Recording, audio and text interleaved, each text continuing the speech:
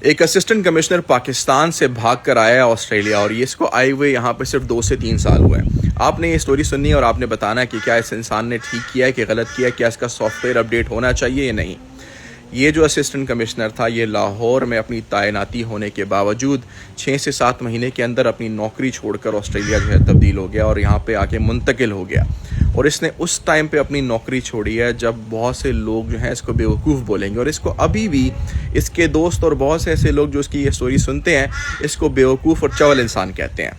लेकिन आप ये बताइएगा कि क्या इस इंसान ने सही काम किया या गलत किया।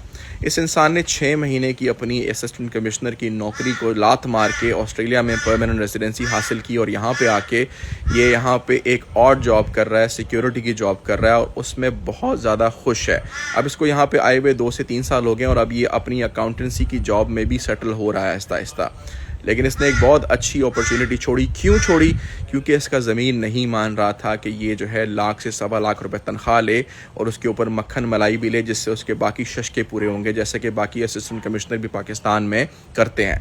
इसने रिश्वत को नो किया, इसने वहाँ पे डाले वाले रिवाज को नो किया, इसने वहाँ पे अपनी वावा करवाने को नो किया।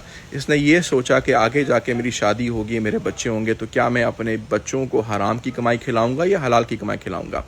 इसने ये तमाम चीज़ें जो है वो अपने फैमिली में और तमाम चीज़ें जो है देखने के बाद ये डिसाइड किया और डिसीजन लिया कि इसको ऑस्ट्रेलिया शिफ्ट हो जाना चाहिए। जब इसने वहाँ पे कुछ लोगों से डिस्कशन की और उनसे उनकी राय मांगी तो लोगों ने कहा तू बहुत बड़ा बेवकूफ़ इंसान है।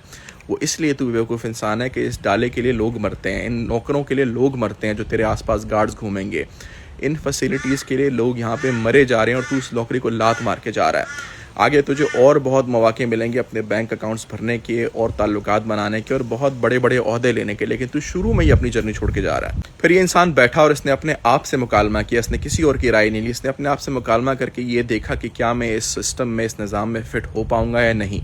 जब जवाब ये मिला कि रिश्वत नहीं ले सकूंगा, किसी से सिफारिश नहीं कर सकूंगा, किसी के प्रेशर में काम नहीं कर सकूंगा, तो उसने कहा कि इससे बेहतर है कि मैं किसी ऐसे मुल्क में जाऊँ जहाँ पर कानून है, जहाँ पर कम पैसे कमा कर भी मैं अपनी ज़िंदगी अच्छी गुजार सकता हूँ। इसने जब वो डिसीजन लिया तो इसने अपनी नौकरी प्रोबेशन के पहले ही ख़त्म कर दी।